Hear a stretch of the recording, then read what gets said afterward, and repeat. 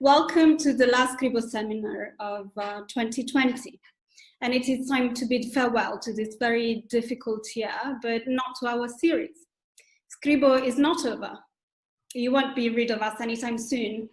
We will resume at the end of January with some surprising new features. But in the meantime, I would like to take the opportunity to thank everyone who has joined us so far, our distinguished guests after 14 SCRIBO seminars, and our audience. Thank you so much. Some of you have attended every single SCRIBO seminar, so we're very grateful and happy to have had your company. And as some of you may know, in mid-January, from the 12th to the 15th of January, we will be hosting an online workshop to which we will devote 4 consecutive afternoons on the invention of writing. And the title is Invention of Writing, Production of Images and Language Notation. Do go check the very rich program on the InScribe website and make sure that you register. And the invention of writing happens to be, by serendipity, the way in which we close this year of SCRIBO seminars and look ahead to the new year.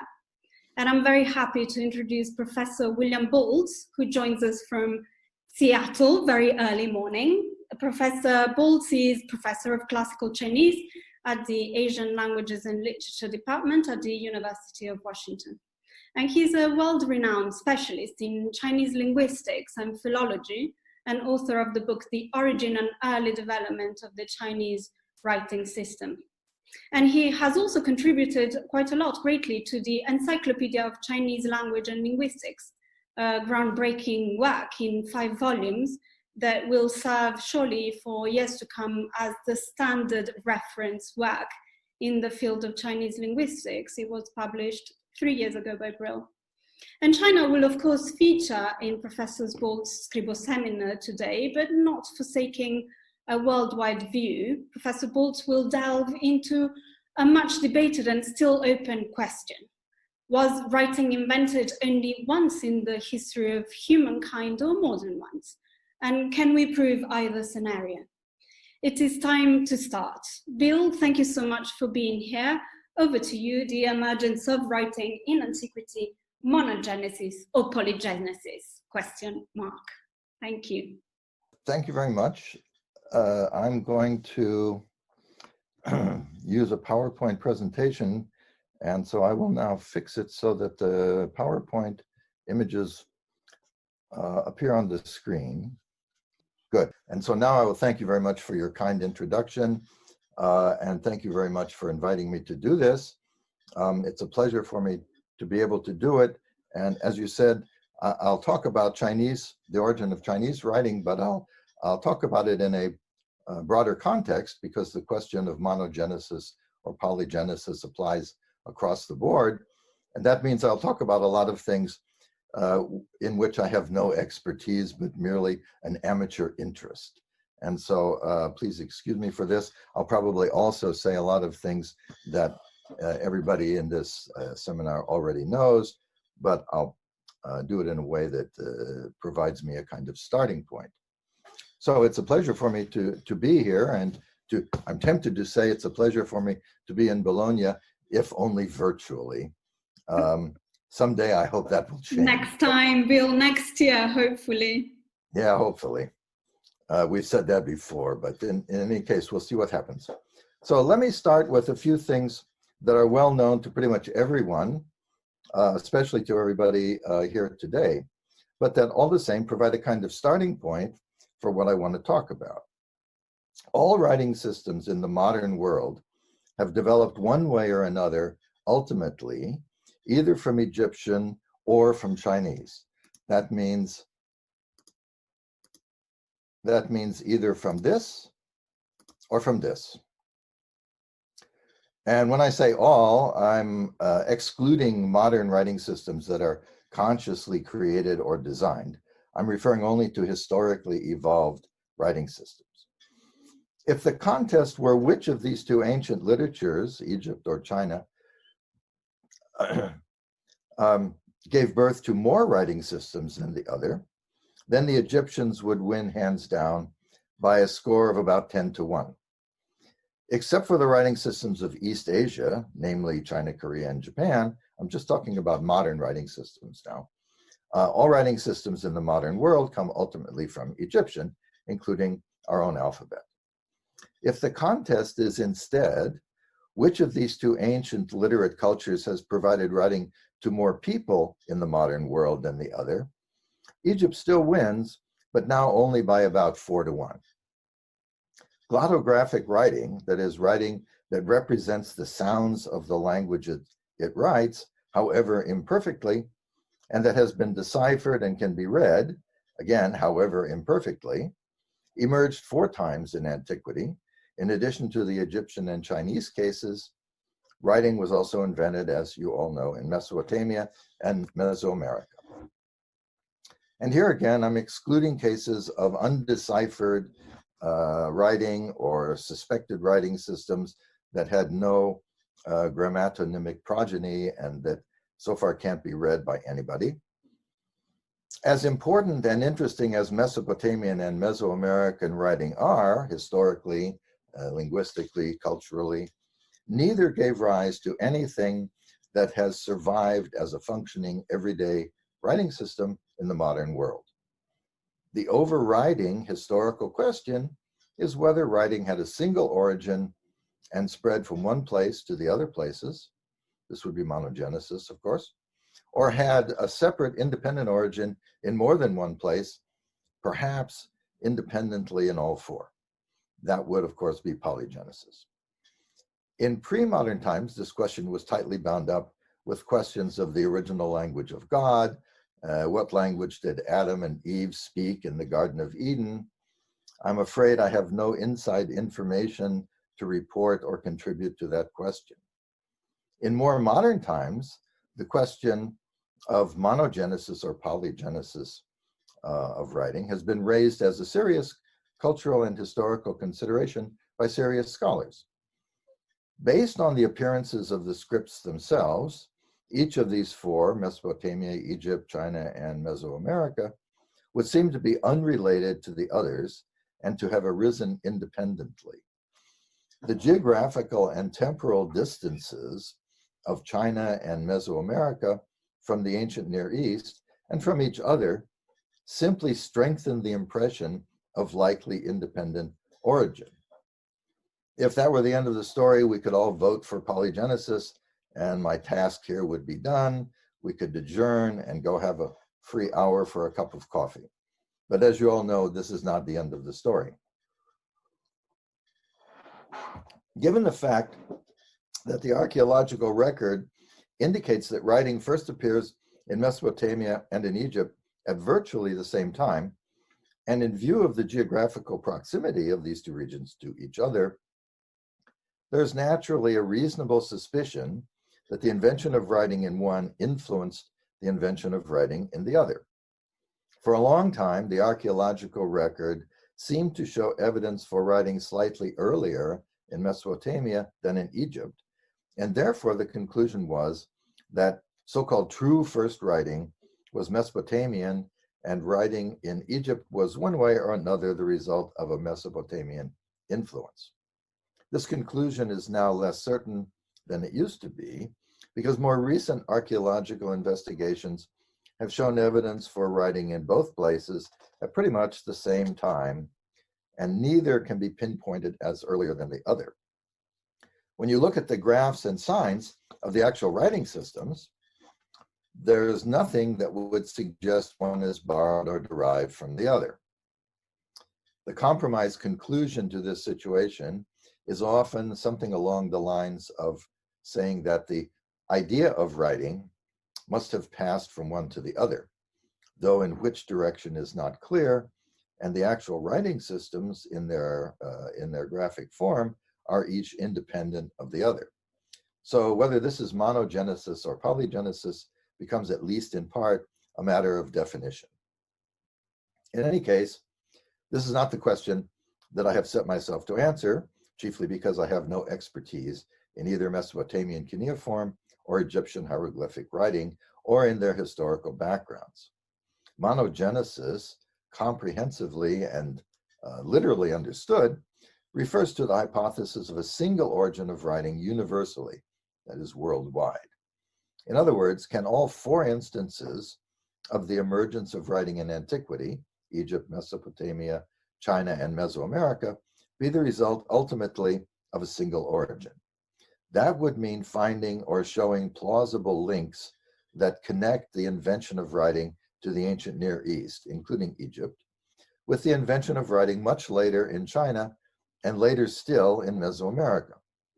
The question is interesting because if such links can be shown, we have only to explain where writing came from and how once. But if such links cannot be shown, we have the equally interesting situation that the late Bruce Trigger talked about, why in one place and not in another.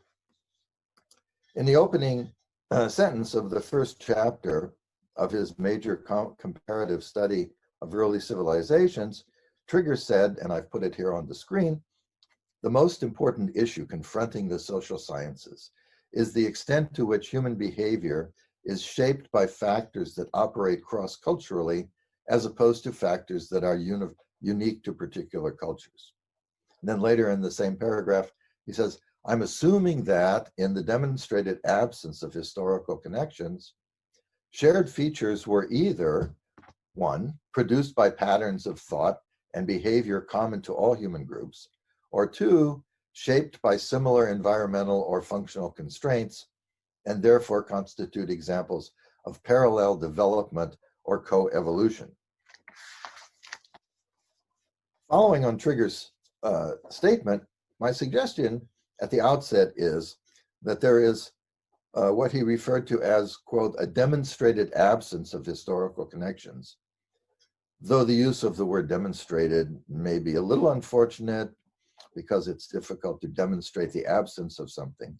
Nevertheless, with respect to the invention of writing, this is Trigger's point.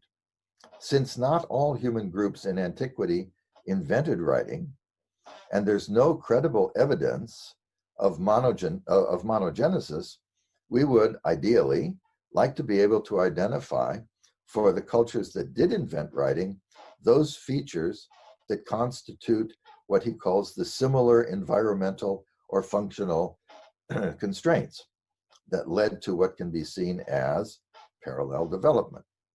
Alternatively, we can accept the thesis of stimulus diffusion and the monogenesis of writing in human civilization, and then Trigger's considerations become moot. One of the first scholars to raise this question from a scientific perspective was the eminent 20th century Polish-American Assyriologist Ignatius Gelb.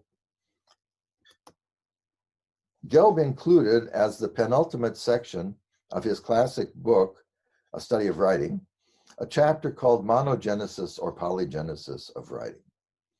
Even though his work is now nearly 70 years old, Gelb still gets credit, I think, for being one of the first serious scholars to take a serious analytical and comprehensive approach to this question. Gelb distinguishes what he calls comparison of outer forms of individual signs from the comparison of inner characteristics. By the former, he means simply comparing the shapes and appearances of graphs in one writing system with shapes and appearances of those in another, in an effort to identify connections among them. Because such comparisons are based on nothing more than superficial visual shapes of what are typically graphically very simple signs, the enterprise is an undertaking that Gelb deems, quote, doomed to failure. By comparison of inner characteristics, on the other hand, Gelb means a comparison of internal structural features of writing systems, such as what he refers to as phoneticization and vocalization. By referring to these things as inner characteristics of writing, Gelb is referring to the ways in which they are reflected in writing systems. And this leads us to one of the basic defining features of writing, at least the kind of writing to which the question of polygenesis or monogenesis primarily pertains, and that I want to deal with today. Writing reflects the sounds of language. It is, in other words, Glottographic. To be sure, no writing system reflects the sounds of language it writes perfectly, and every writing system includes things that reflect features of language beyond simple sounds. All the same, there is a fundamental distinction between glottographic writing and non-glottographic marking systems. The latter are sometimes lumped together under the label of semasiographic writing, but this is not a particularly useful label, since there are probably as many different kinds of semasiographic writing as there are different kinds of Plato's barbarians. The only thing that defines a semasiographic, the only thing that defines a barbarian is that he's not Greek, and in the same way, the only thing that defines a semasiographic writing is that it's not glottographic. This leaves it fairly vague and not a very useful or meaningful label. Now, let me quickly add a note here. I want to say that in restricting my remarks to glottographic writing and saying that writing reflects language, by no means do I intend to suggest that writing, understood broadly, always has to be limited to this definition. There are innumerable important communicative and semiotic aspects of sign systems beyond the glottographic that bear on the study of writing broadly from a number of different perspectives. But for the purpose of talking about the origin of writing ex nihilo, especially from a comparative perspective, it makes sense to deal specifically with glottographic writing. In this way, we are comparing genuinely comparable things. Writing consists of graphic signs, that is, visible written graphs. These we will call simply G. Any G, any graph that functions as writing, broadly understood, that is not, in other words, just a meaningless scribble, whether glottographic or non-glottographic, will have by definition some conventionally associated semantic import, understood by a community of users. We may say, in other words, that it has a semantic value. Otherwise, it's simply a random transient scratch or a scroll. We can formally designate this feature of G as plus S for a graph that has a semantic value, minus S if the graph does not convey any conventionally understood meaning. That is, it has no semantic value. Because it has no established meaning, it will not constitute an element in any kind of graphic notational system. There is a formal difference between semantic value, as I'm using it here in this straightforward sense, and meaning in relation to graphs of a writing system and to visual objects in general. The former, that is semantic value, is a distinctive feature that depends on an agreed upon conventional understanding of a graph G within a notational system.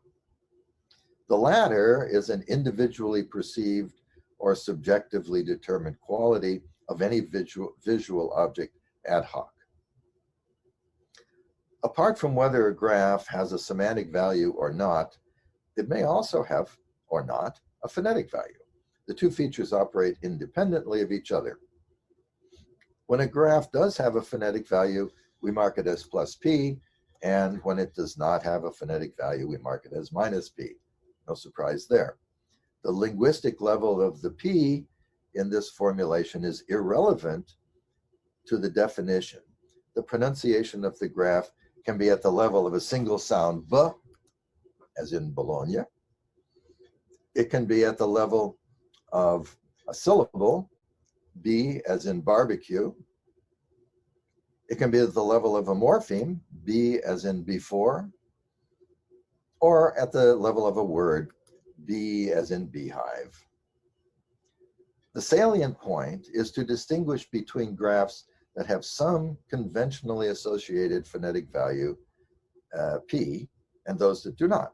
Between, in other words, what we call glottographic writing and non-glottographic writing, irrespective of the level at which the glottographic feature is operating. So the features S and P constitute two independent binary variables taken together describe a graph G with respect to both pronunciation and meaning. This gives us a four-way set of distinctions. Of the four possible graphs, G3 can be considered writing broadly understood. Of these three, the last two constitute glottographic writing. When we speak here of the origin of writing systems, it's glottographic writing with which we are concerned, though non-glottographic sign systems likely played an important role in the emergence of glottographic writing. We commonly talk about the invention of writing in Antiquity ex nihilo, meaning that there was no pre-existing or coexisting writing system that had any bearing or impact on the invention of the writing system in question. But in all probability, it was not really an ex nihilo phenomenon. In both Egypt and Mesopotamia, writing seems to have emerged from the phoneticization of graphs already in existence and used in a non-glottographic marking system of some kind. The archaeological records in both Egypt and Mesopotamia show what seem to be non-glottographic marking systems, that is, sign systems where the signs themselves cannot always be confidently associated with any fixed phonetic values, but that look clearly like they have some meaning in a structured graphic system that could have readily given rise to glottographic writing.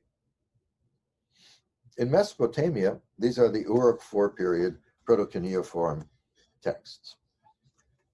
There is still, I think, a considerable uncertainty about the extent to which the graphs on many of the proto-cuneiform tablets are plus P or minus P, that is, whether they have established conventional pronunciations or not.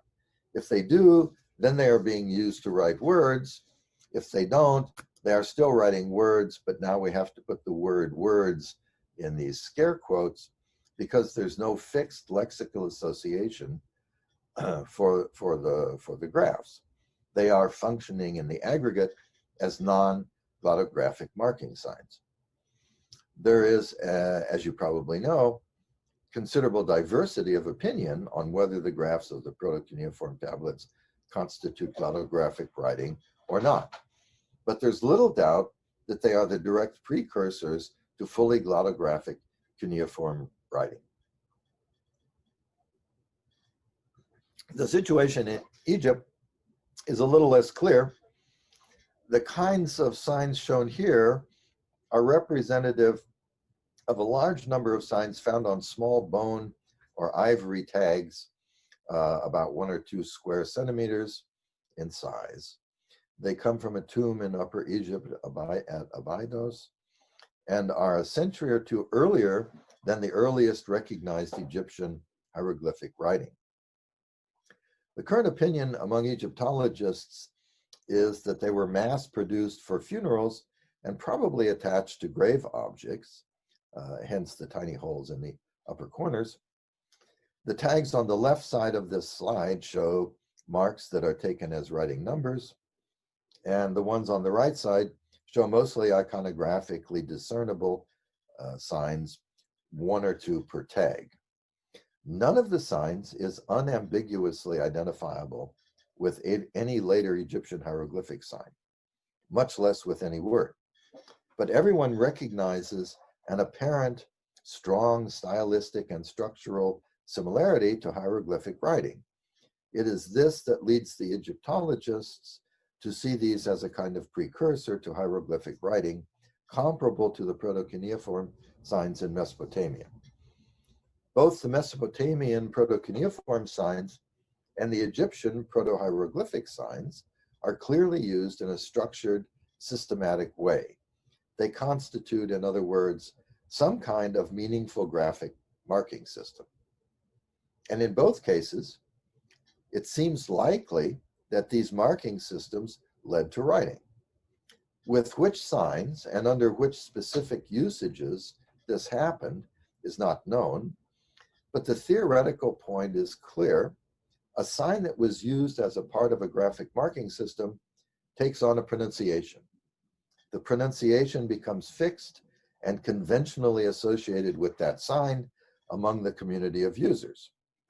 And thus, the sign becomes an element in a glottographic writing system, with a lexical meaning corresponding to the meaning that the sign had in its earlier usage. The turning point is the development from non-phonetic to phonetic.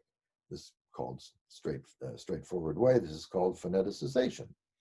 If we want to give it a kind of dramatic flair, we can say that this marks the birth of glottographic writing. To be sure, it's not necessary, and it's even very unlikely, that all of the signs, all of the graphs in a precursor non-glottographic marking system were phoneticized at the same time.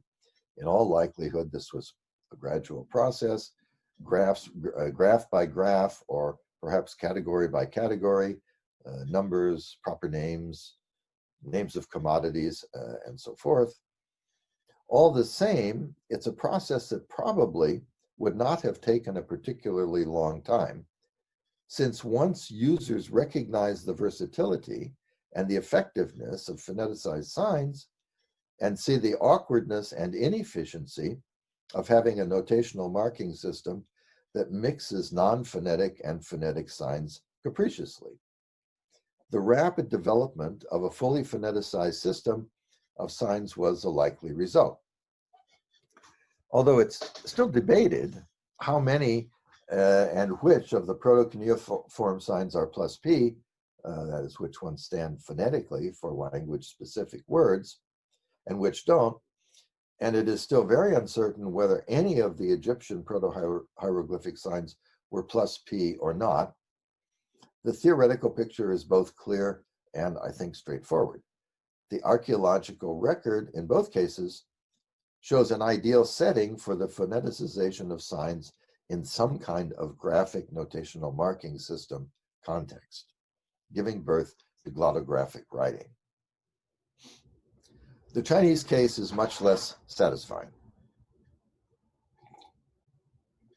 I'm getting close to the beginning now. There is nothing in the archaeological record in China yet that corresponds to the proto-hieroglyphic signs in Egypt or to the proto-cuneiform signs in Mesopotamia.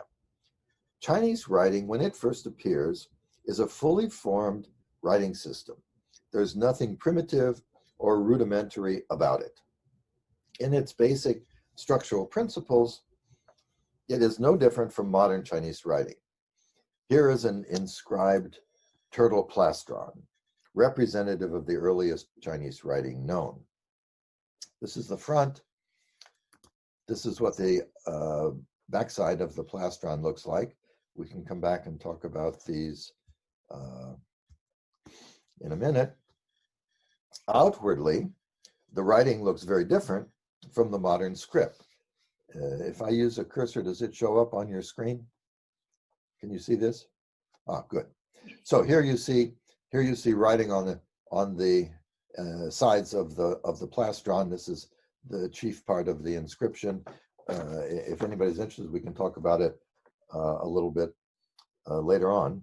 But it looks certainly very different from modern Chinese script, but that's an entirely secondary and superficial matter. Like other writing systems, Chinese writing must have arisen from some kind of precursor source, either indigenous or as a result of some kind of outside influence.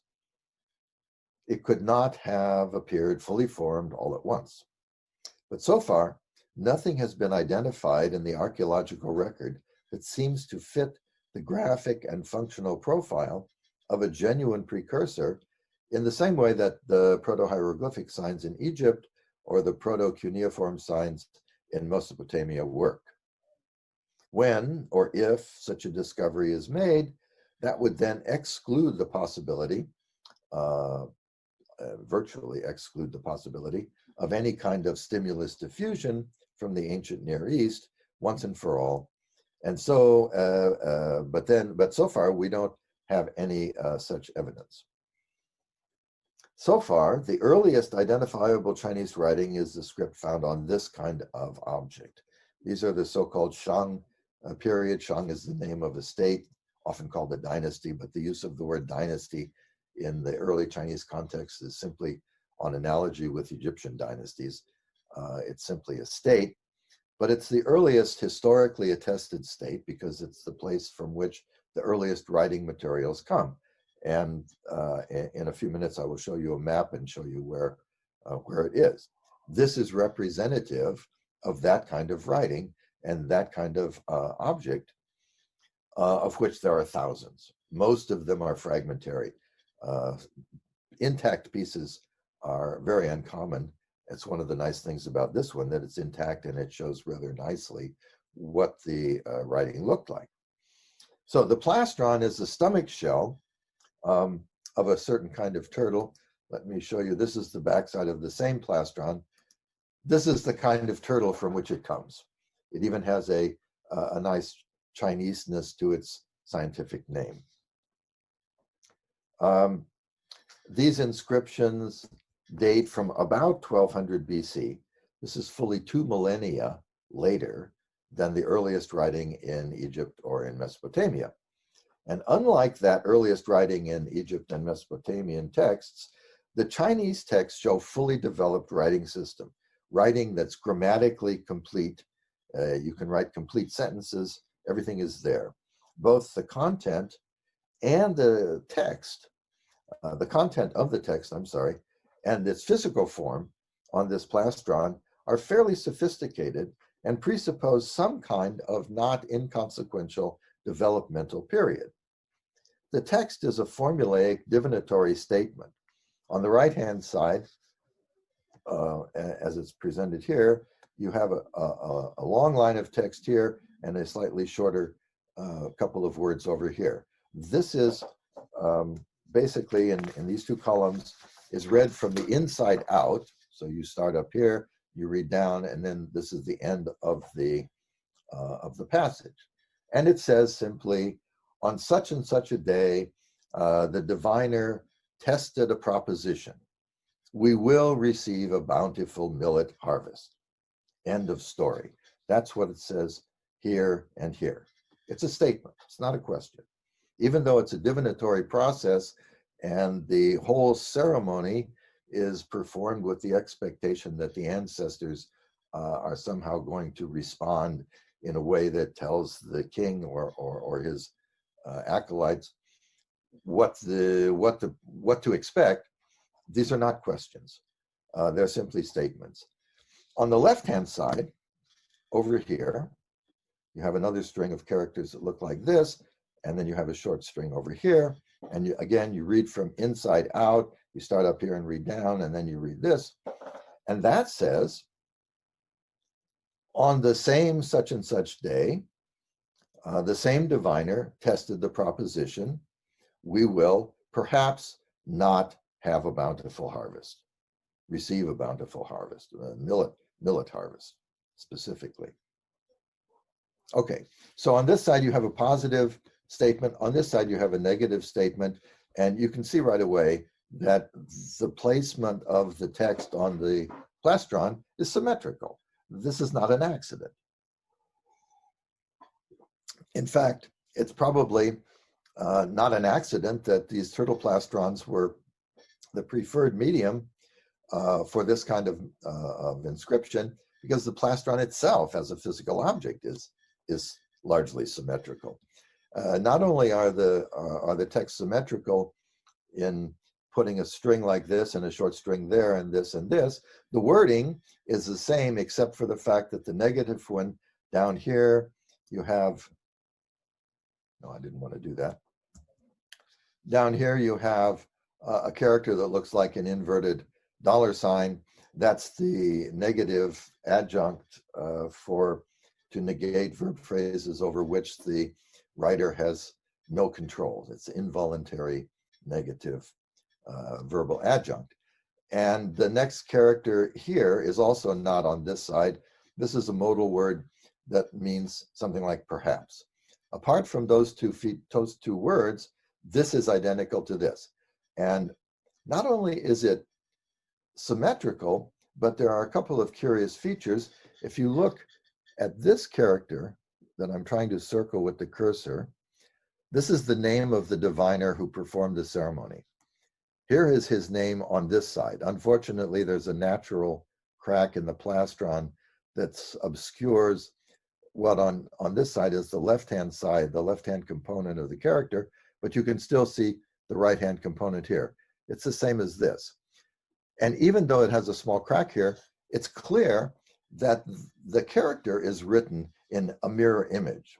Not all of the characters are written in mirror images, but some of them are, and this one is. So the symmetry that underlies this thing extends even to the graphic structure of at least this part of the inscription. Now, that's the reason I'm pointing this out is because I think this suggests a fairly sophisticated state of not just the writing system itself, but of using the script. Okay, let me show you the back. This is the back side of the same plastron. And this is where, let me back up. On the front side, the process is that in the ceremony performed to the ancestors, the king and his priest and his associates will basically present these two propositions. We will get a good harvest, we won't get a good harvest, maybe, to the ancestors. They're both statements. And then there are certain things performed. Nobody knows how it worked because there are no records apart from these inscriptions. And the shell is cracked. After the shell is cracked, the king, at least the records indicate it's the king. The king, whoops, wrong way. The king looks at the cracks on the shell and presumably is able to discern what response the ancestors are giving. And that then, when it's favorable, is written on the backside. And so this part, this is the only place where you have writing on the backside of the plastron, just in the left-hand flange down there. And that simply says the king looked at the cracks and prognosticated, saying, it's going to be favorable, we're going to get a good harvest. That's it. So this part is usually called the prognostication. The two parts on the front consist of a dating formula that's up here, and it specifies a day.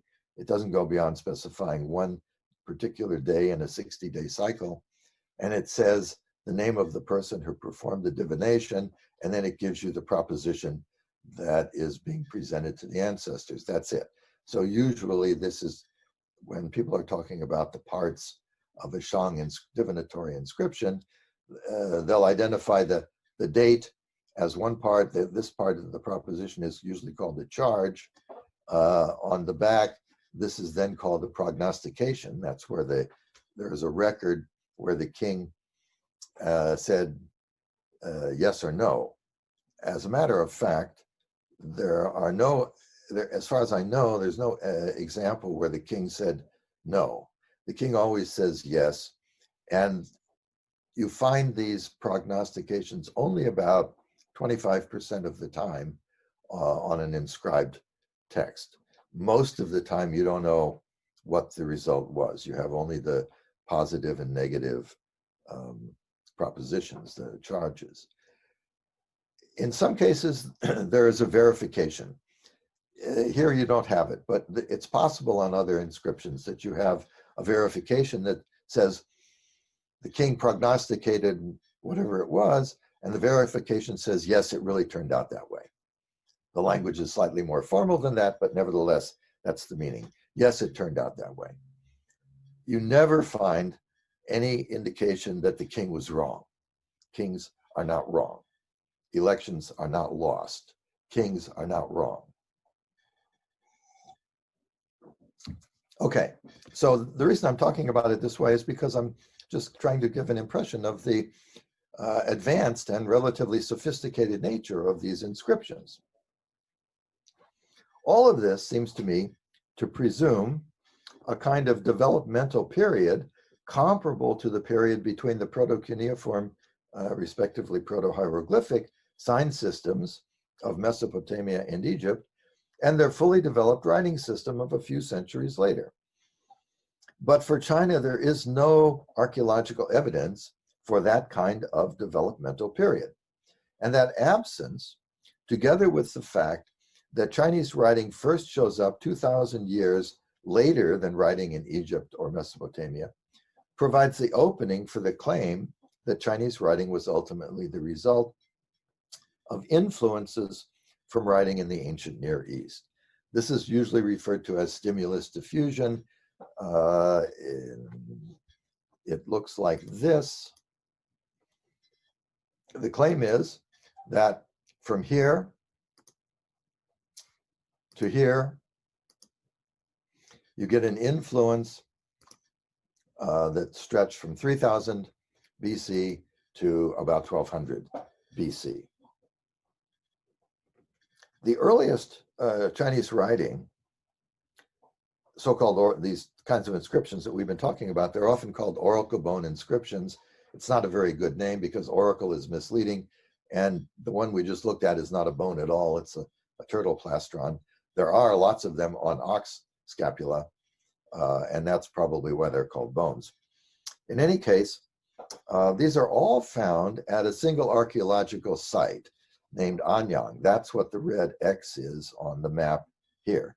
All of these Shang divinatory inscriptions come from that one place. That was the capital of the Shang state.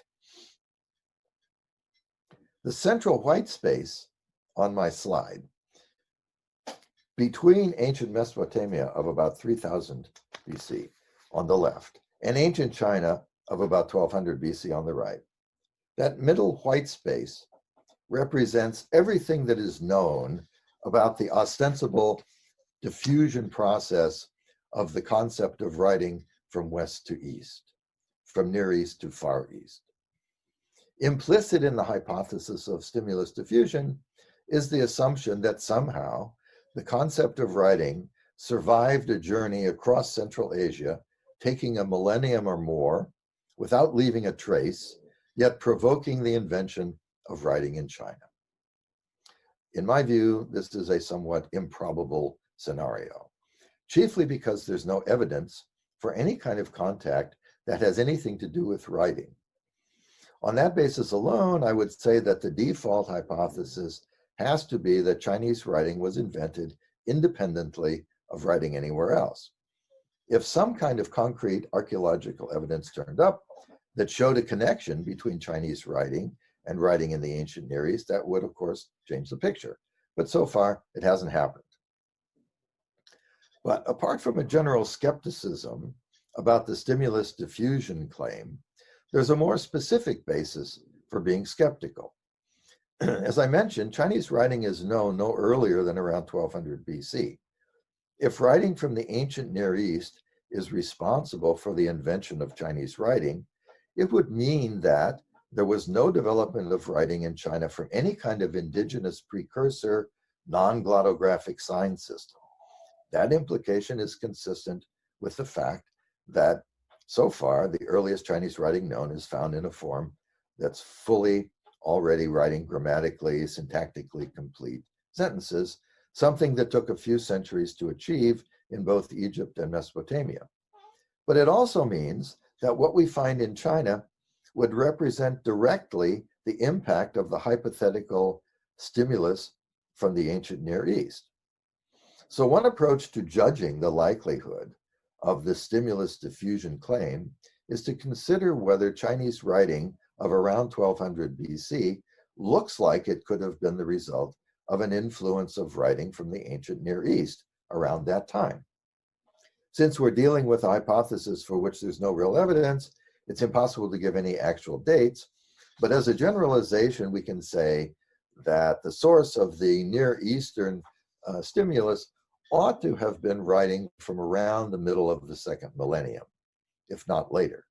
That allows several centuries for the diffusion process to work as it is presumed to have worked. By the middle of the second millennium BC, glottographic writing in both Egypt and Mesopotamia had existed and been in widespread use for more than 1500 years. And writing used to represent grammatically complete sentences, identifiably language-specific writing, in other words, had been around for more than 1,000 years. Writing had developed to a level where the distinction among logographs, syllabographs, individual letters, non-phonetic determinatives, and so forth was standard. It was conventional, fully represented in the major writing systems of the area. If this were the source of the stimulus for the invention of Chinese writing, we would expect to find a Chinese writing system that reflected most, if not all, of these features. But we don't. What we find in the earliest known Chinese writing, the kind of stuff I was just showing with you, looking at with you a minute ago, is a writing system that can be seen to be, in graphic terms, not very far removed from its inception. Let me sketch out the stages of the early development of Chinese writing in order to illustrate what I mean. Talking about this as occurring in stages is a bit artificial, since the so-called stages were, except for the initial stage, very likely to have overlapped to the point where they were more or less coincident and all going on at the same time. Nevertheless, it makes it convenient to try to explain how I think the writing system evolved if we talk about it in stages to look at it. So Chinese writing, like all writing systems that emerge ex nihilo, with the qualification on ex nihilo that I made earlier, started out life with graphs that were plus P plus S. These graphs were in origin largely iconic representations of the things referred to by the words they wrote.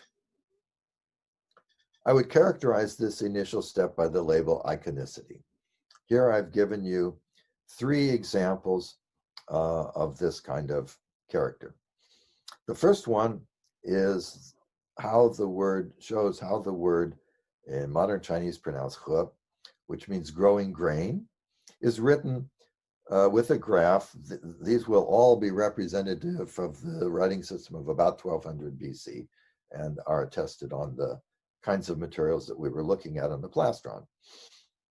So this occurs in the form that I've put on the slide at the left-hand side, and in origin, it's presumably the image of a stalk of growing grain.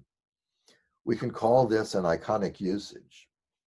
All writing systems started out with iconic usages chiefly. But notice, if we did not know that this graph stood for the word he, growing grain, we probably would not see it as an iconic representation of growing grain. And yet, knowing what the word is that this character writes, we can, with maybe a little bit of charitable imagination, see it as in origin iconic. And that is exactly what we would expect. Graphs in a glottographic writing system, irrespective of their origin, convey information by standing for words, not things. The evidence of early writing systems everywhere suggests that this step was pretty much the same wherever writing arose. The Egyptian hieroglyphs, proto-cuneiform graphs, are often iconographically more readily identifiable than Chinese, but all of them, when they are functioning as writing, stand for words, not things, whether they're iconic or not. So here you have 3 examples: the character for the word he, growing grain, for the word nu, modern Chinese pronounced nu, meaning woman, and for the word in modern Chinese pronounced ko, mouth. I've given you, because it will be pertinent a little bit later, I've given you what the historical phonologists have established as a likely Old Chinese pronunciation that underlies the modern Chinese pronunciation. This part is modern Chinese. This is the modern character, also reproduced back here. And this is the Old Chinese pronunciation. Now, Old Chinese pronunciations are very speculative things. There's a good deal of difference of opinion among the historical phonologists on the details. None of that is going to affect how we use it here. And for any of you who are Old Chinese historical phonologists yourselves, you will notice that I have not represented the Baxter and Cigar system exactly as they would prefer. But that's not going to affect the way we use it here. I've done it in a way that makes it, I hope, a little more understandable to people who don't know the phonological details of the Old Chinese reconstruction. So you will see how it's pertinent in a few minutes.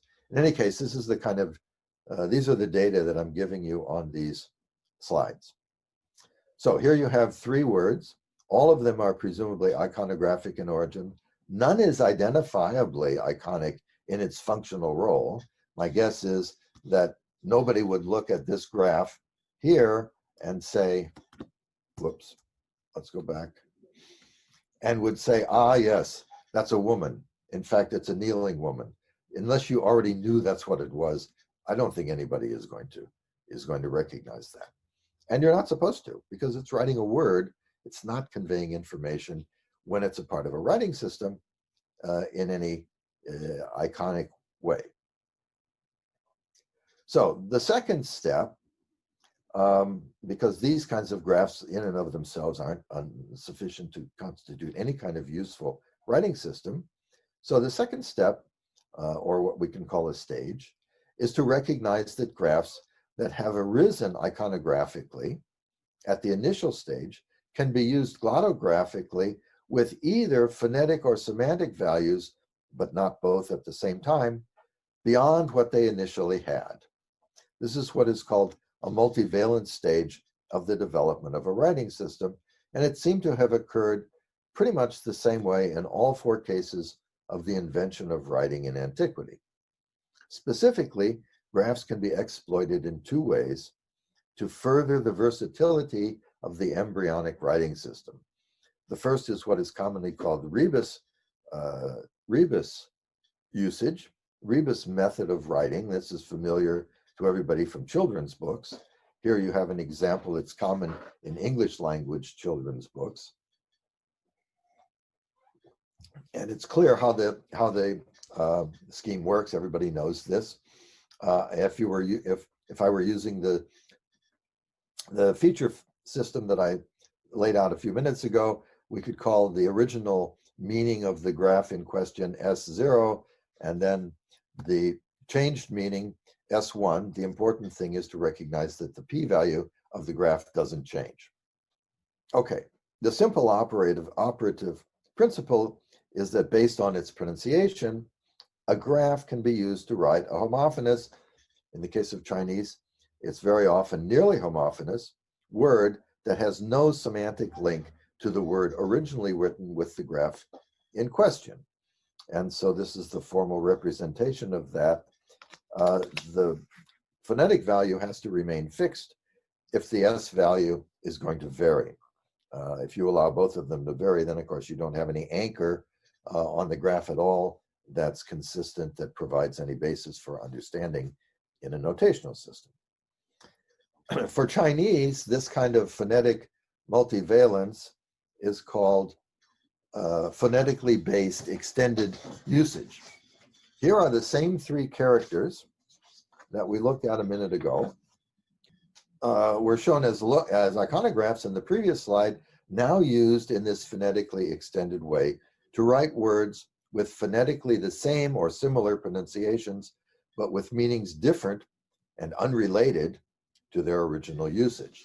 So the graph that was originally iconically representing a stalk of growing grain, pronounced in modern Chinese this, pronounced in Old Chinese this, is used to write a homophonous word meaning harmony, same pronunciations, but semantically completely unrelated to the growing grain sense.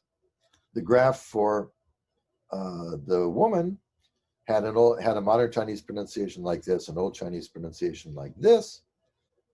It's used to write a word with a modern Chinese pronunciation slightly different, but not 100% different. The Old Chinese is closer.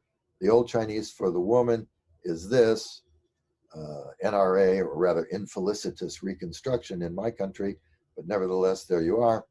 And the verb that means to approach or to draw near to, which is Old Chinese simply NA. these two pronunciations were deemed close enough to allow this graph to be used to write this word instead of just this word.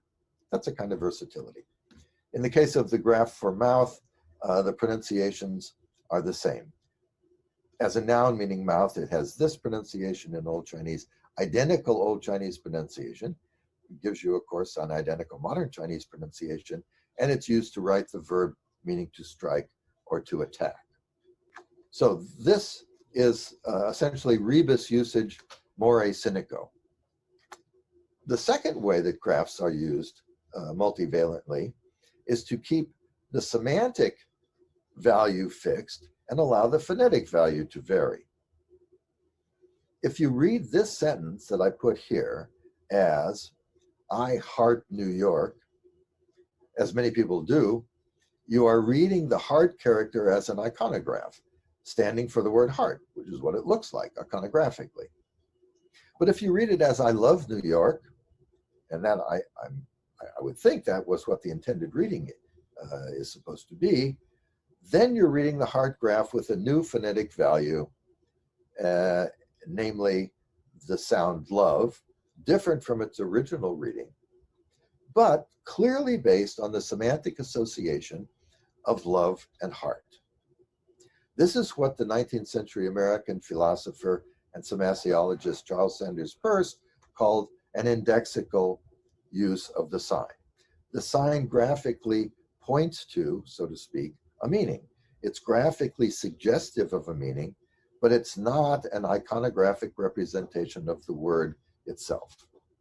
In our terms, it means that the semantic value of the sign remains fixed, while the phonetic value is allowed to vary.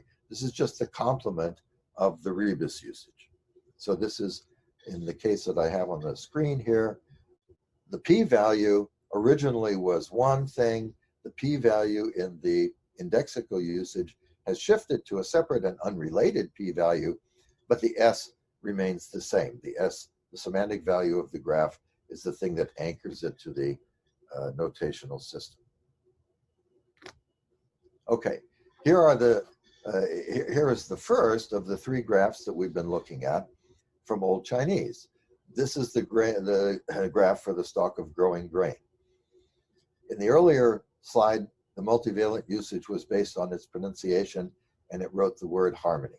Now, the multivalent usage is based on its semantic value, namely stalk of growing grain, and it's used for the word nian. Modern Chinese is nian, which means harvest or agricultural year, and then by semantic extension, it means year.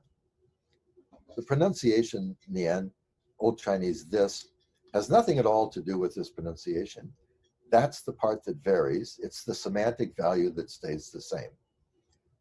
In addition to that, what happened to my cursor? In addition to that, the same graph is also used to write the word, in modern Chinese it's pronounced xiu, and it means basically flourishing or ripening, originally flourishing, ripening grain, by extension then flourishing and ripening in that sense generally. Still another pronunciation unrelated to either the agricultural year, nian pronunciation,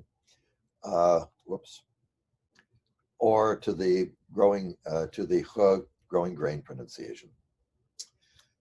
As a third example, a third usage of the same graph, it's also used to write the word qiu, meaning autumn, the season of the year, autumn. And that semantic sense can easily be seen to extend from both of the other meanings and the growing grain itself. The point is that the pronunciation is completely different, but the semantic value of the graph is what justifies or authorizes this kind of usage at this stage of the writing system. Okay. Here are the other two that we talked about, same kind of thing.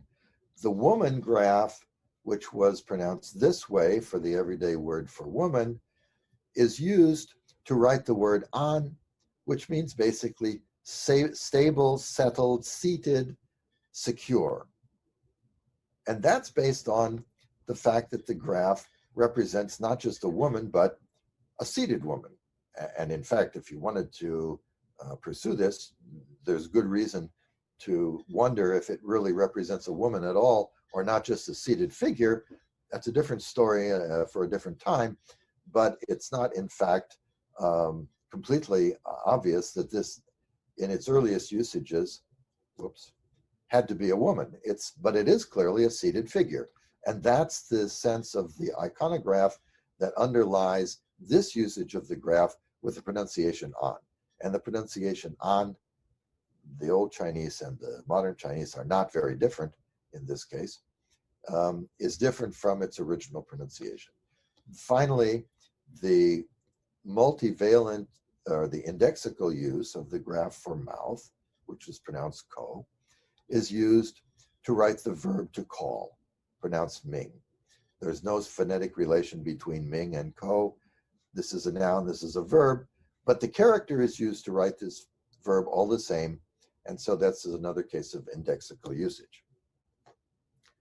Okay. Multivalent usages, whether semantic or phonetic, give rise to ambiguity. When we see the graph for the grain stalk, you have to ask the question, is it writing the word grain, that is he? Is it writing the word harmony? Is it writing the word for harvest? Is it writing the word for autumn, and so forth? The same kind of question arises for all of these multivalent usages. Most of the time, the assumption is that context will make it clear what the intended word is. Nevertheless, the growing ambiguity that graphic multivalence introduced into the expanding writing system seems to have undermined the writing system's straightforward convenience and use.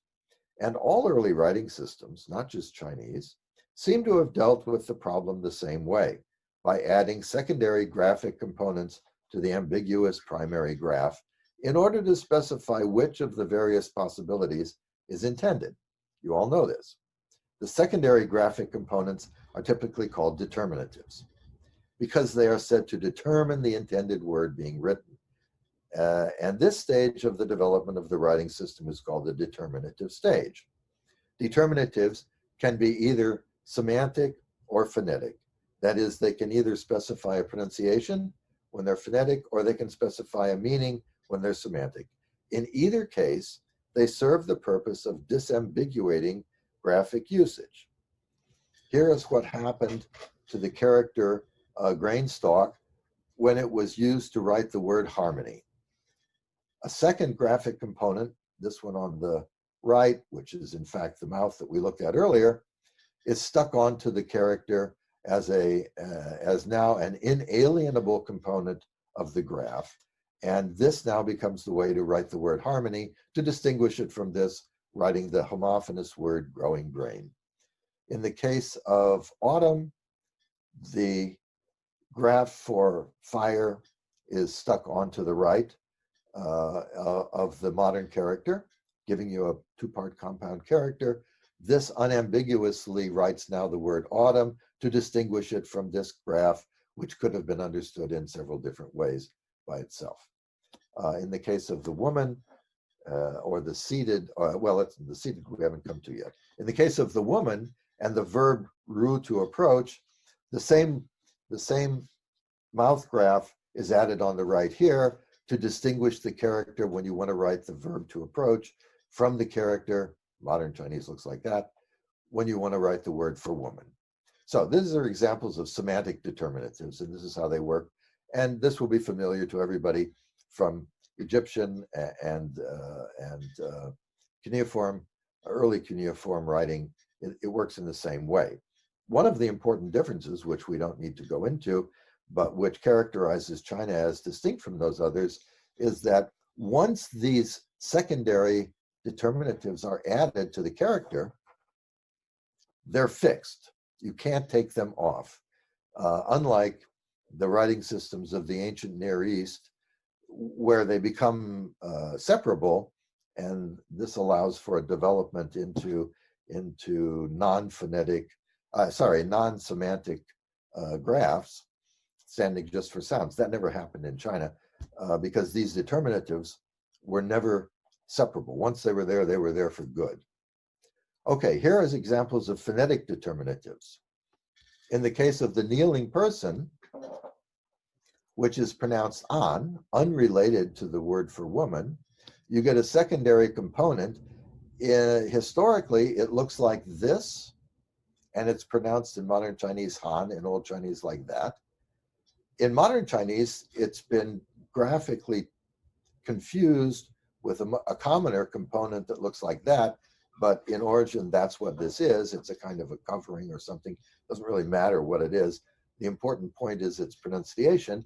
This pronunciation is close enough to this pronunciation to specify when you see this character, read it this way, don't read it like the pronunciation of woman. The same thing applies to the graph that's been put on the mouth, mutatis mutandis. It works exactly the same way. The secondary graph looks like this. It had a pronunciation Ming. Ming is the pronunciation of the verb to call. Therefore, you stick this onto the original mouth in order to say, okay, don't read it as ko mouth, read it as Ming call, and so forth. In the case of the stalk of grain, the character that's added is underneath. You see this component, now it's underneath the stalk of grain.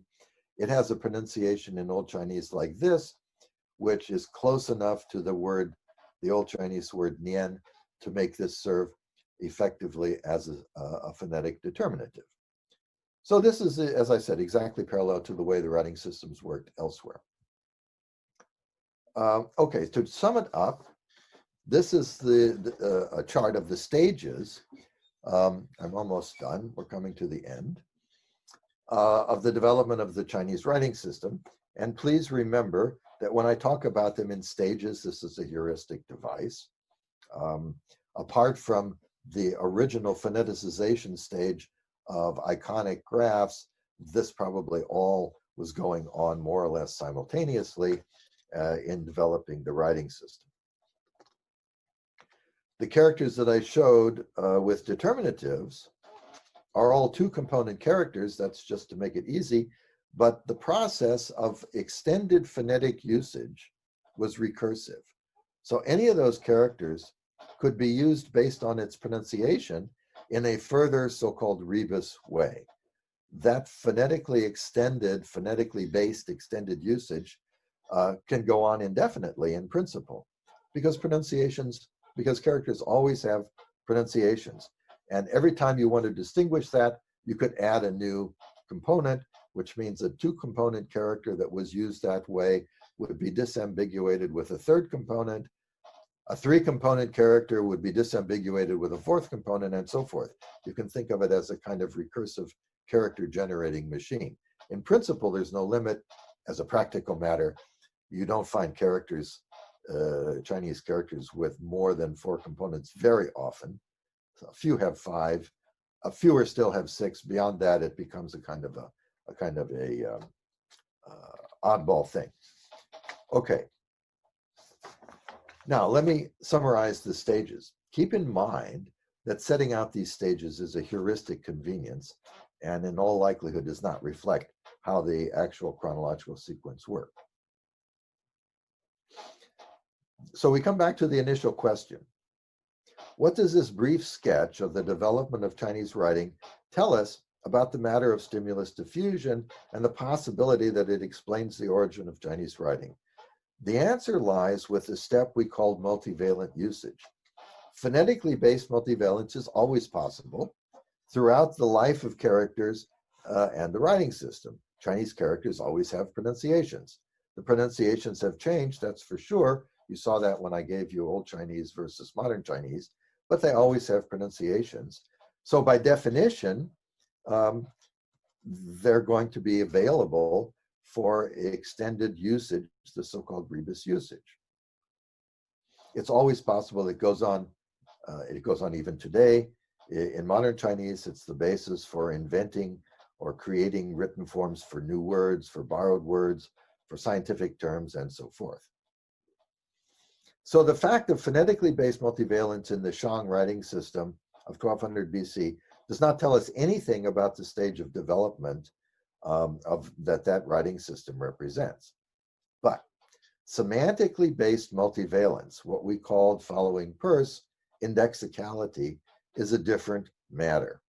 Indexical usage is only possible when iconicity of the original graph is still viable enough to be identifiable and semantically suggestive, to be able to be taken advantage of, in other words, to be exploited. Semantic value of a graph is attached to the iconic form of the graph only at the moment of the origin of the character.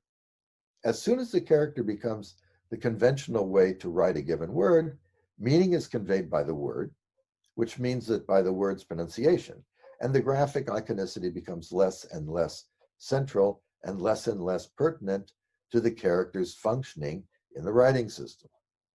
The indexical use of a graph entails, by definition, setting aside the graph's pronunciation and using it to write phonetically unrelated words based on meaning, not pronunciation.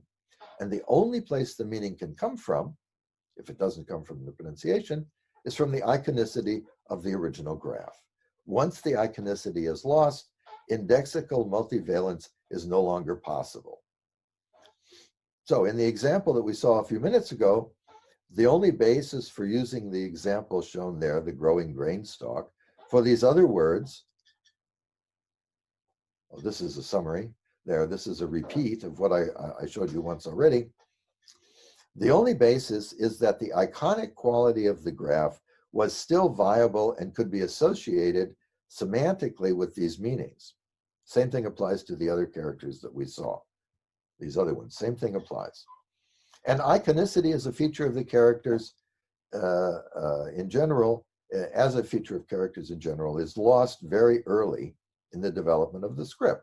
Because when characters are recognized as standing for words, which is the basic nature of the Chinese writing system, as it is for all writing systems, meaning is conveyed by the words. It's no longer necessary to rely on any iconic power of a character.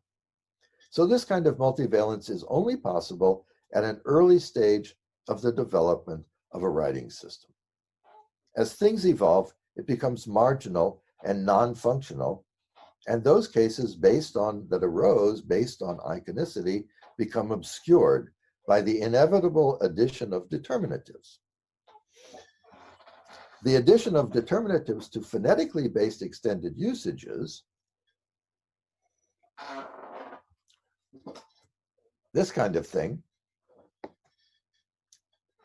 leaves the mechanism of that kind of multivalence completely identifiable because the pronunciation of the new compound character is the same as or very similar to the pronunciation of one of its components.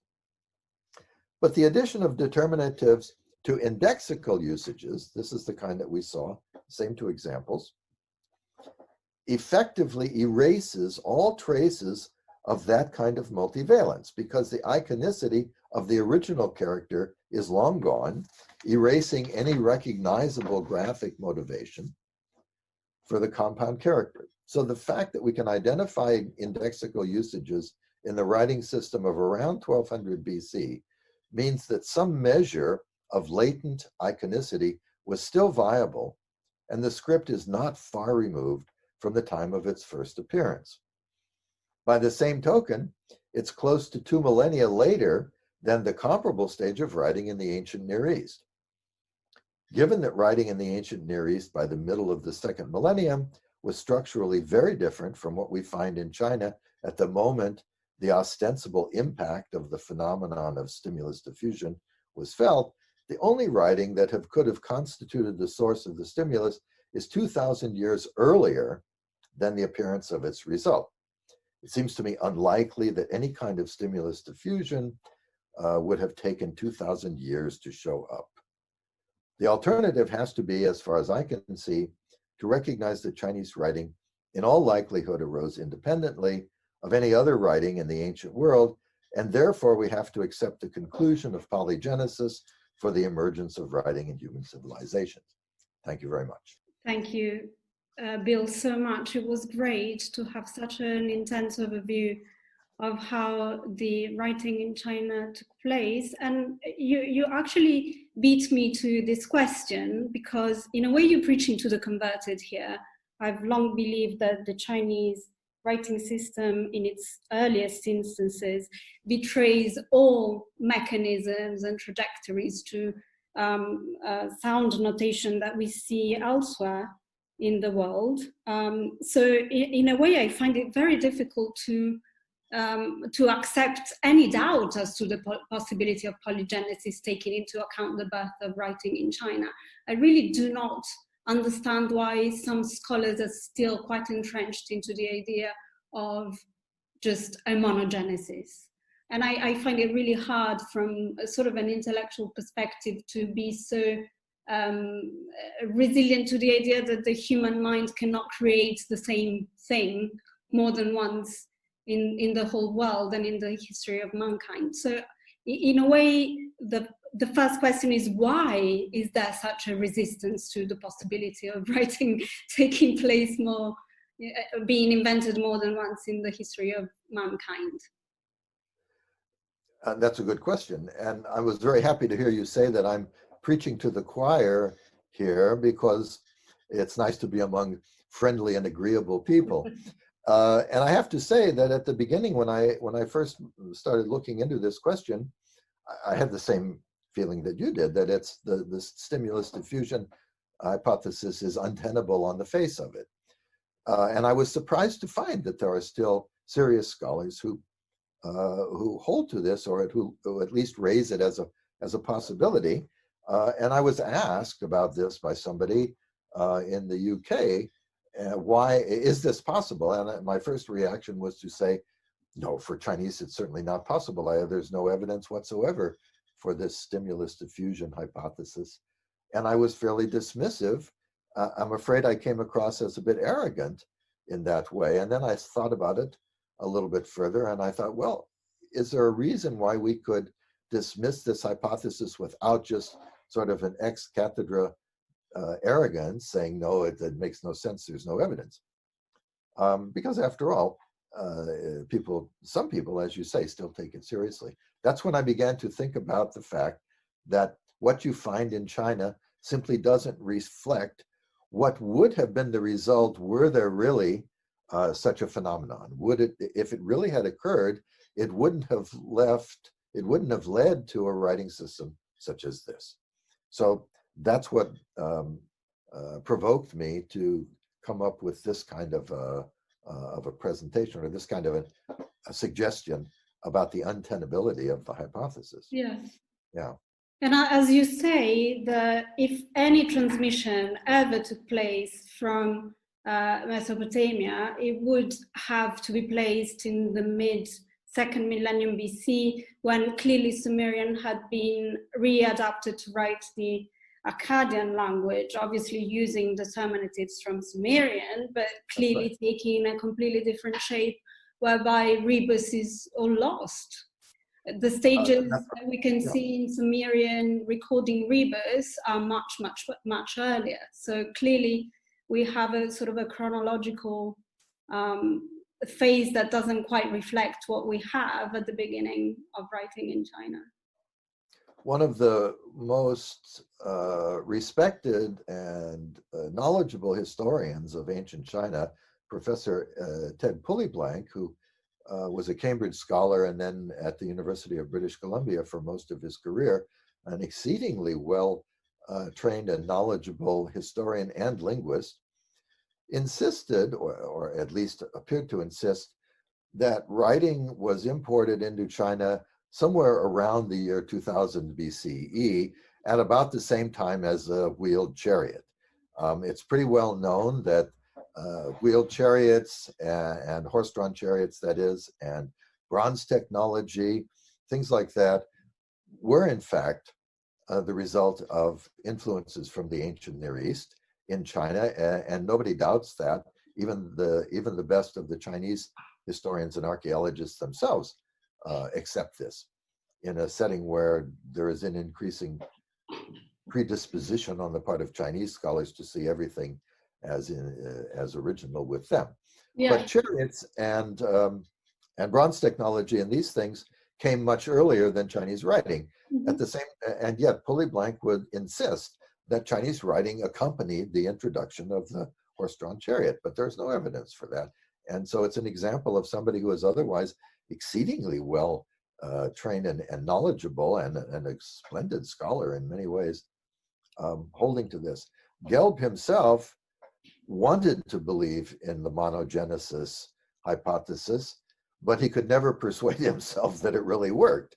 And you know, that famous book has a table, a chart in the front of it that purports to show the evolution of all writing systems in the world as he understood them in 1952, including China.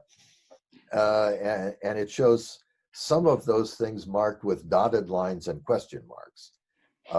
I tried to make a reproduction of that for a slide in the PowerPoint, but the chart was too big and it came out too small to be legible, so I didn't include it here. And Gelb, I think Gelb at the end of his life realized that it was not going to work, but he simply wanted it to be the case. He really wanted it to be the case, and he had a big problem with Mesoamerica being as a mnemonic device. I have many questions, one mainly on the gradual process when it comes to inventing writing, but I leave the questions to the floor first. Anyone who would like to ask a question, you can either write it in the chat or ask it directly. I would have a couple, if I may. Of course, go ahead. Thank you so much for the talk. I enjoyed it a lot. Thank you so much. Thank you. It was a pleasure. I have so many questions, but I will try to reduce it to two, which are a bit interrelated. I'm under the impression that already at this Shang phase with the so-called oracle bones and other kinds of inscriptions, we already have these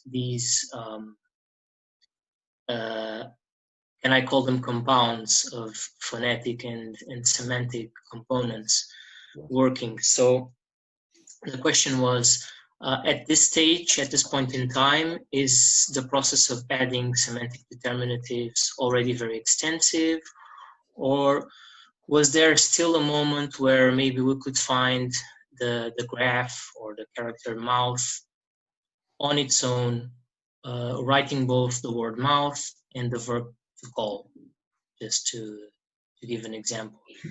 This would be my first question. And the second one, which is related, is there any a general principle in terms of where the phonetic and the semantic elements are placed within the compound? Because I'm under the impression that the phonetic element tends to go on the left or on top. Is this a rule? Are there exceptions? What is the functioning of the system, especially in the Shang period? Okay, the answer to the second question is going to be different for the Shang material from the standard writing system. I'll come back to that in a minute, but they're very interesting questions, and as you said, they're related. Let me go back to this, and the answer to your first question is that there are lots of uses of determinatives in the writing system of the Shang period, represented on this plastron. So that it's not rare, and it's certainly there frequently enough to make it easy to understand how the writing system is structured and how it works. On the other hand, there are still enough examples of the kind of multivalence, particularly indexicality. There are enough examples there to show that not all ambiguous characters had been disambiguated with a second component. Now, let me add a footnote to that. Well, before I do that, I can show you, if you look at this, whether you recognize the characters or not. Here is in this case, whoops, what happened to it? In this case, this is, as I said, the name of the diviner that I pointed out earlier is curiously written in mirror image on this side. Apart from that fact, it's two components. The left-hand component here is the phonetic component, probably the original component. This part is the secondary part. So here you have an example of a two-component character. Right next to it, you have this is the word for millet that I translated. Now, look at the top part. The top part is, in fact, that growing stalk of grain. Yes. The bottom part is the secondary component that distinguishes it as writing the word for millet as opposed to something else. So this is a compound character. Underneath, you can see this one, the same top part. This is the same stalk of grain. And this time, it has underneath the little character that, in fact, is the graph for a human being, but the pronunciation of that graph is what explains its appearance here. It's the phonetic determinative to tell you, read this as the word for year or harvest, as opposed to the word for crop or whatever the other possibilities were for the growing grain. So these are both compound characters, one with a semantic determinative, one with a phonetic determinative. I don't see any other. You would find the same thing over here. It's not quite as obvious. This is the character that stands for the verb in modern Chinese. It's shou, means to receive, and it consists of a small graph here and a small graph here that are like this, and these two parts together form a single graphic unit as far as recurring graphic components is concerned. And in the middle, you have a second component. So even though it has three parts, historically it's a two-part character, and this middle part is a phonetic determinative to specify the old Chinese pronunciation for the verb to receive, and so forth. So the answer to your first question is you find both things. There are certainly lots of characters with determinatives, but there are also lots of cases, and I have to put lots into these kinds of quotation marks, of unit characters, single unit characters that are used multivalently, still in ways that are not widely recognized. If you use the character in rebus fashion, it's easy to recognize because you have modern Chinese pronunciations that match the original pronunciation. But if you're using it in the indexical form, in Peirce's sense of indexicality, you have to recognize the possibility that it's being used that way on the basis of later forms of the characters in the writing system. It doesn't, what shall I say, leap out at you. It doesn't jump off of the page or the plastron, so to speak, because of the fact that the character by itself no longer has that second pronunciation in the received writing system. For that reason, the use of indexicality and what is sometimes called polyphony, I mean, it is polyphony of a given graph, it has long gone unrecognized by analysts of the Chinese writing system, and it's still a relatively controversial thing in many places.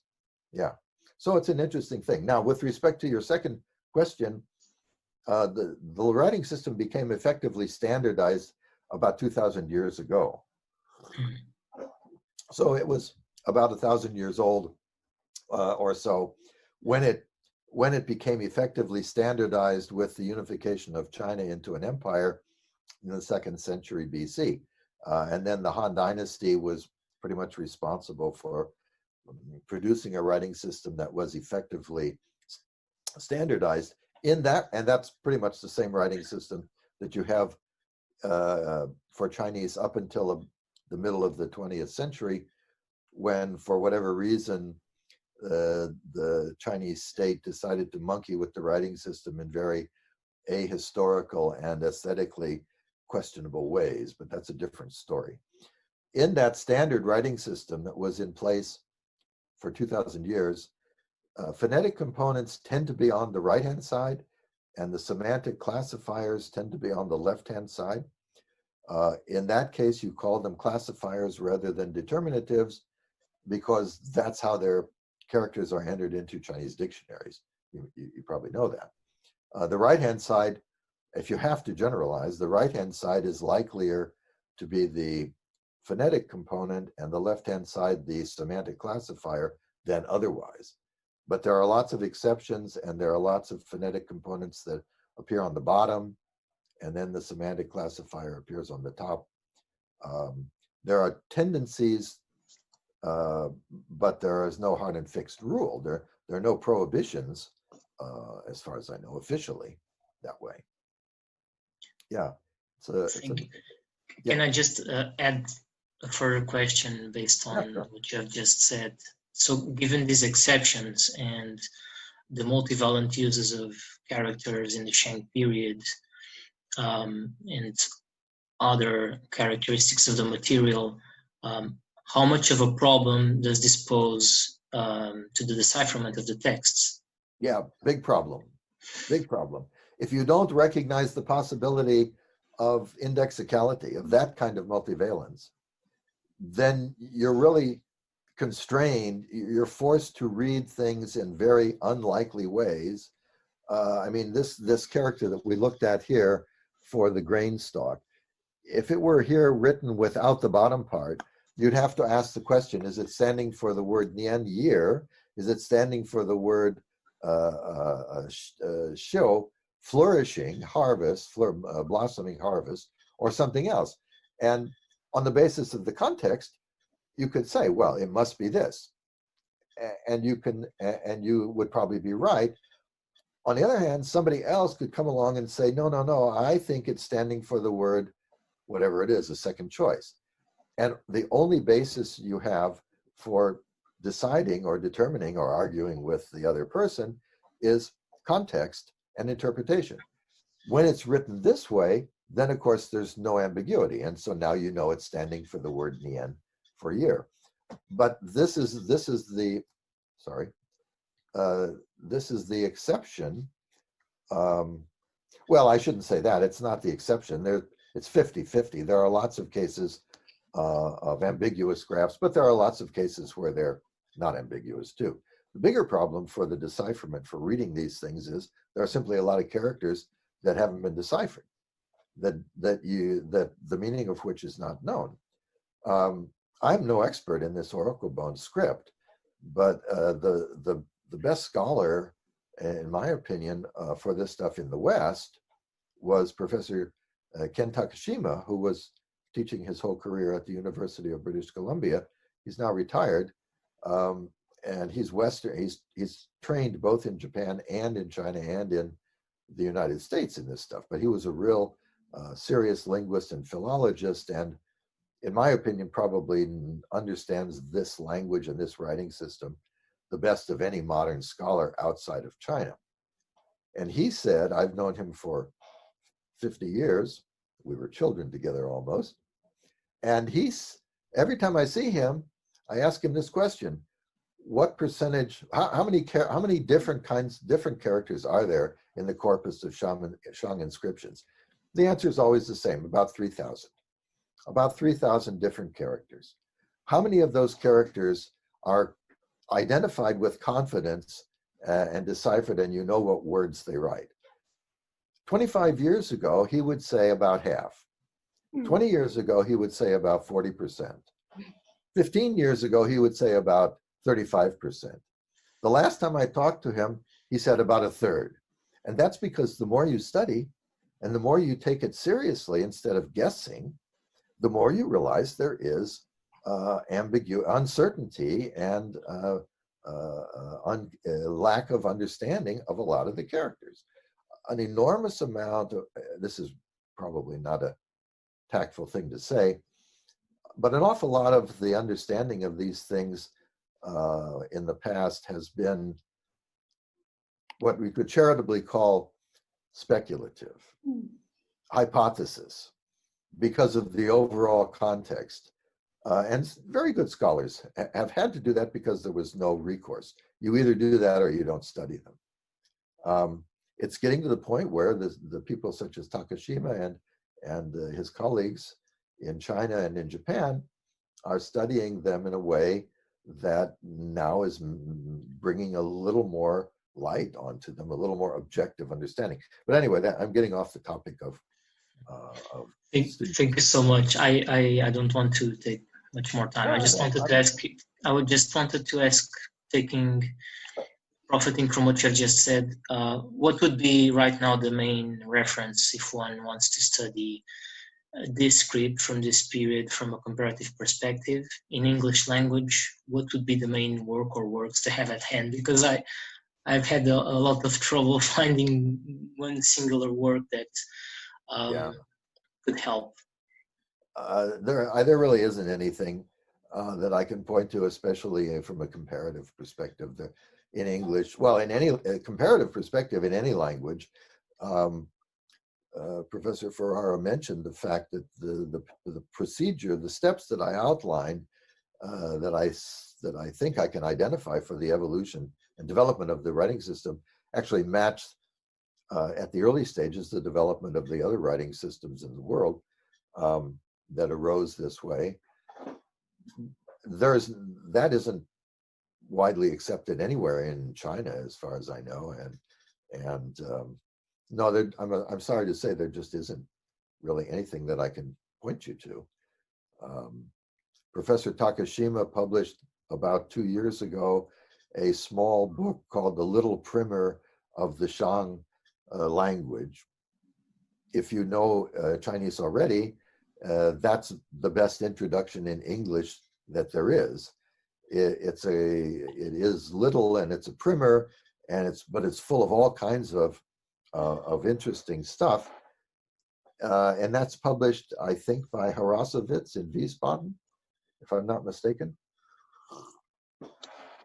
The other question relates to the absence of a corpus. To the best of my knowledge, I can't think of a corpus of all the so-called oracle bones gathered together with like very good color photographs. The Chinese have produced a pretty good corpuses of these things as huge reference works, and a lot of it, if I'm not mistaken, is digitized. You can actually get a lot of it electronically, but the problem is figuring out how to maneuver in that corpus and how to find what you're looking for. It's not a corpus that allows for indexing or anything like that. So there's no corpus, there's no big corpus where you can go to find all of the occurrences of a particular character. Years and years ago, there were handmade corpuses. The best known and probably most scholarly 2 generations ago was done by a Japanese scholar named Shimakunio, who made a hand-drawn, or he undoubtedly had his graduate students do the hard work of writing it out, of all of the known Shang inscriptions at that time, and that was a concordance of occurrences. But that's way out of date now. It was done in the 1950s or 60s, I think, not long after the war. In any case, you're right. There is no easily used stuff. That's right. That's for sure. Pity. Any more questions? Thank you so much. Yeah, it's a pleasure. Thank you, Miguel, for your questions. Thank you. Any more questions from anybody else? It takes courage to ask questions. Anyone? It takes courage to answer questions. Bill, I have one out of curiosity. Because you mentioned that the invention of writing can take a gradual process, but really not such a long time. And I was trying to build a picture in my mind of the invention of writing in Egypt from the Abydos, UJ tags, and the long durée of the invention in Mesopotamia, for instance, that may have taken much longer than that. Well, all I know is secondhand. When you had John Baines a few months ago, and in that colloquium, in that seminar, he mentioned the earliest Egyptian text that's actually syntactically intact, that actually writes sentences as opposed to those monumental hieroglyphic things. I think he said it was the Palermo tablet, and so he pointed to a span of 2 or 3 centuries, and the same thing I think applies in the case of Mesopotamia. The earliest cuneiform texts that actually write grammatically complete texts are the Farah tablets, which I think are about 2700 BC, if I'm not mistaken. And so you got another maybe 3 or 4 centuries. And when John Baines was talking about it, he wanted to suggest that the time period between the early Chinese material that he was talking about and the Shang material that I've been talking about was a similar span of a couple of centuries. He was trying to draw a parallel there because he was proposing that we should look at those early materials that he worked on with Cao Dajie and Peking University would have represented the same kind of thing. It's a nice idea. It doesn't work because those materials don't have anything like the notational system structure that the Egyptian and the cuneiform materials have. They're simply not comparable. There are half a dozen scattered characters on stones and potsherds, and that's it. There's nothing that suggests that they fit together in any kind of systematic way to form a notational system. The best that can be said about those things is that they actually may have a link to those graphs that you have on the announcement behind your head. Those are a specialized form of Chinese writing that isn't part of the normal writing system. And those may have originated in a context conceivably that would allow you to see phoneticization going on. I mean, I suggested that once a long time ago, and it was not taken very seriously, but I still think it's a possibility. The stuff that John Baines, the Chinese stuff that John Baines was pointing to, could conceivably fit that picture. But in any case, I don't believe that the development of a glottographic writing system is going to take a long time. The development of notational precursors could easily take a long time because those things can be used indefinitely until somebody discovers or it arises this notion of phoneticization. Once that happens, then I think things are going to progress relatively quickly. It's impossible to say how quickly, but relatively quickly.